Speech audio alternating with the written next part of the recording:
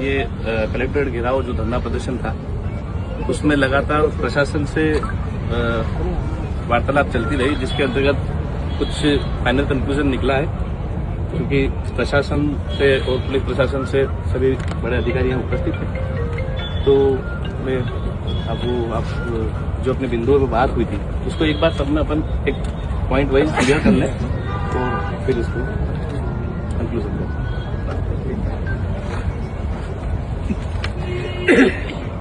जो पहला बिंदु था वो बिंदु राजनीतिक दूसरे के कारण खनिज विभाग तथा अवैध परिवहन के नाम पर गिट्टी पर चलने वाली खाली डंपरों को पकड़कर कागजी कार्रवाई में उन्हें मुरुम भरना हुआ बताकर फर्जी प्रकरण दर्ज करने का प्रयास किया जा रहा है। इसका निष्पक्ष जांच कर फर्जी प्रकरण बंद किया जाए, उन दोषियों पर कार्रवाई।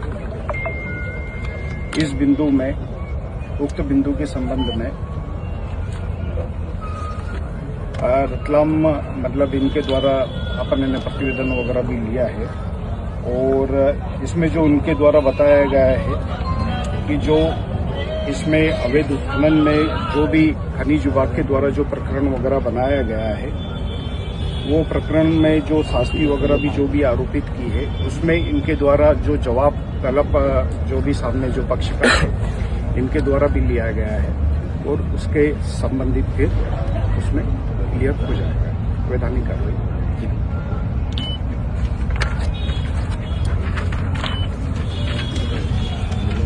दूसरा बिंदु जो था कि पिपलिया जोधा में देह व्यापार से संबंधित था, ये पुलिस थाना रिंगनोज से संबंधित है और इस बिंदु में भी जो देह व्यापार संबंधित वहां पर रिंगनोज थाने में भी निरंतर रूप से कार्रवाई भी की जा रही है तथा अभी वर्तमान में अभी आईए थाना जावरा में भी कार्रवाई की गई है और आगे भी कार्रवाई इसमें प्रचलित है इस संबंध में। तीसरा बिंदु है नेगरून में एक नाबालिग बेटी के चले जाने का है बिंदु। उसमें ये बताया गया है कि वो उनको सर्च कर लिया गया है और वो बेटी यहाँ पर आ रही है।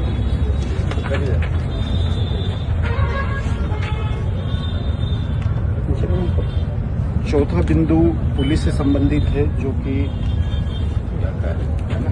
ये वाला है लगातार चोरी।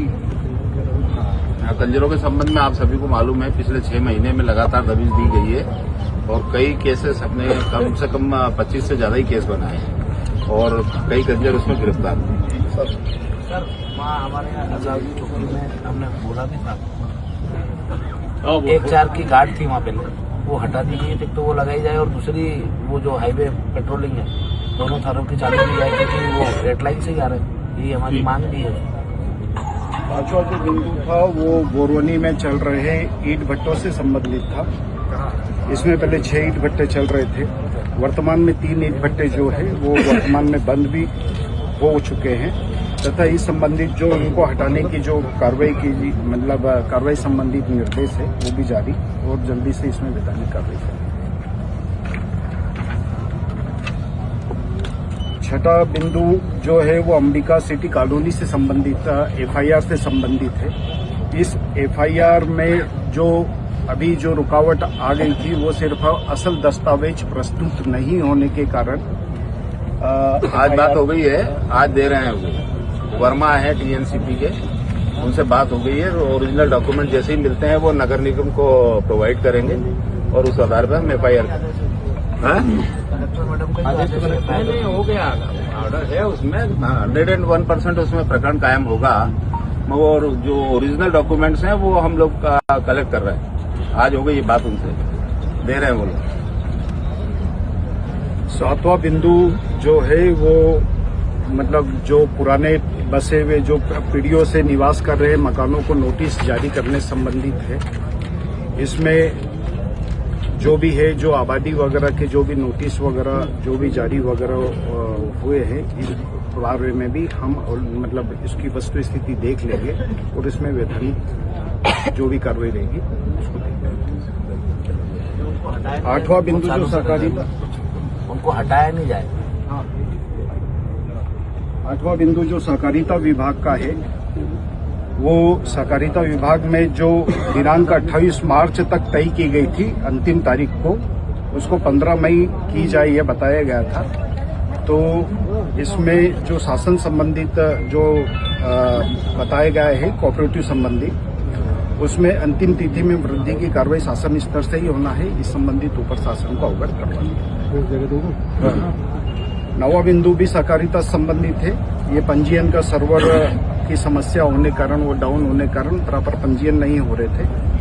यह भी इसमें सहकारिता विभाग से भी जो जवाब आया है वो यह आया है कि इसमें 10 मार्च 2026 इसमें निर्धारित की गई थी तिथि, तथा इसमें जो पंजीयन पिछली बार 20,000 मतलब 26,000 समथिंग हुआ था, लेकिन इस वर्ष भी हमारा जो गेहूं का पंजीयन है वो 46,532 हुआ है। और इस मामले में भी पंजीयन संबंधित भी शासन को अवगत। 10वां बिंदु जो है वो नगर पालिका से संबंधित है।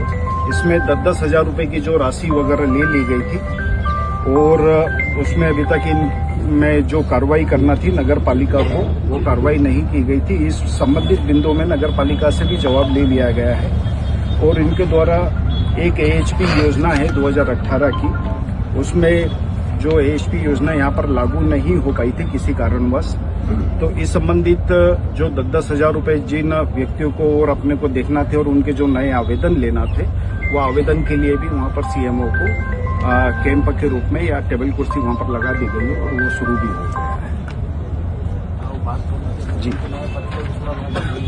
11वां बिंदु है रोला स्थित माँ अंबिका माता मंदिर से संबंधित है।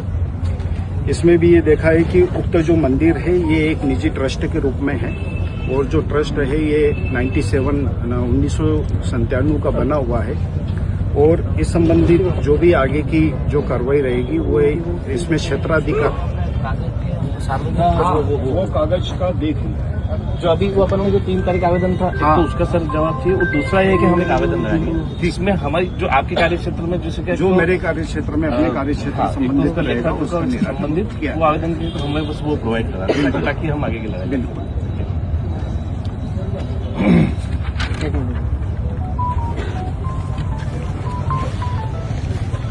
नहीं दे देंगे ना सर, एक थोड़ा सा क्या बाकी लोग बैठे गए आप आश्रम क्षेत्र में मैडम है ना, ये अपन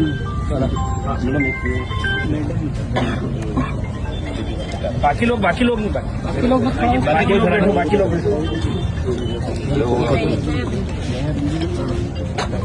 2017 में हुआ क्या था कि ये वहाँ सहायक सचिव थे, क्योंकि गांव में गलत काम हो रहा है तो चाहे सहायक सचिव हो चाहे आम नागरिक हो, उसकी जिम्मेदारी है कि गांव में कोई अनैतिक काम न हो। तो एक अवैध खनन हो रहा था, तो ये और गांव के प्रबुद्धजन मिलकर उसकी शिकायत की। शिकायत का परिणाम ये हुआ कि इनको नौकरी से हाथ धोना रहा। ठीक है, वो नौकरी से हाथ धोना रहा वो अलग बात है, पर जिस चीज के लिए शिकायत की उस पर कोई कार्रवाई नहीं हुई। परसों की रात में जिला प्रशासन ने उसको, मेरे हिसाब से तो वो विधि सम्मत नहीं है, सिर्फ उसको सील किया गया। और माइनिंग ने ये बताया है कि ये जो खदान हमने सील की है, नवीन प्लांट स्थापित कर रहा था तो उसको सील किया, पर चूंकि वहाँ खनन पिछले 15 वर्षों से जारी है, उसके दस्तावेज आपको संलग्न किए। अगली बार हम आपके पास आए जब भी उसको लेके, तो उससे पहले आप न्याय कर दे, ये हमारी मंशा है। दादा, हम तो न्याय संगत चाहते हैं, हम कोई देश का क्योंकि उसकी लीज भी नहीं है, कोई डॉक्यूमेंट नहीं है, रॉयल्टी नहीं है, और प्लान चल रहा है। आप उसको जांच करो पुराना से, हम सारे कागज दे देंगे और हम वीडियो पाए लोकेशन। और अभी भी आदिवासी भूमि है वो, ठीक है, वो तो अपन डॉक्यूमेंट लेके देखें। अरे ये हाथ मत लगाओ। एक मिनट और कर लो।